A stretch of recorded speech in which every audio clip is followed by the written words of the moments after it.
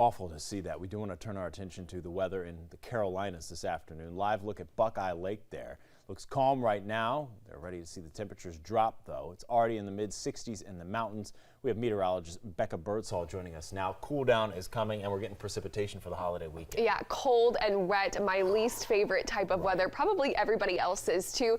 The good news is it is trending drier for Easter Sunday, but today brings the chance for some thunderstorms, and this is going to be the first round, and again, a wet and unsettled next few days. Now, currently, it is dry from the mountains all the way into the Charlotte metro area. Everybody currently in the 70s, mostly cloudy skies right now in Charlotte. Most of us will be warming up into the lower to middle 80s with the chance for thunderstorms starting to ramp up. And we've got some major changes on the way from the 80s this afternoon to the 50s and 40s as we head into your Friday and Saturday. Now, the first round of wet and unsettled weather, that's going to be moving in alongside this cold front later on this afternoon.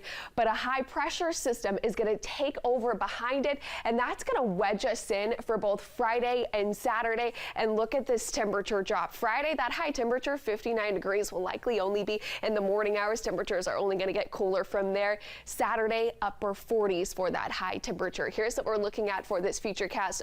For the rest of the afternoon, we'll see hit or miss thunderstorms start to approach the region. Not everybody is going to be seeing them, but we do have that first alert weather day because we do have a chance to see any of these thunderstorms turn strong to severe. Of course, thunder, lightning, heavy rainfall, but also strong to damaging wind gusts and hail. This is going to ramp up by Friday morning with scattered showers becoming more widespread during the afternoon with consistent steady rain through the daytime hours. I do think we'll see a few lulls of activity with that rain, but we'll do it all again for Saturday as well, looking like a washout. So flooding is going to be a concern, especially for the Piedmont area with 2 to even over 3 inches of rain possible. Here's how your Friday is going to be shaping up. Temperatures are going to be starting off near 60 degrees as you head off to work or school. Again, with that chance for some scattered showers, really ramping up though towards those afternoon hours. So around lunchtime, falling to about the middle 50s, but by around 5 p.m.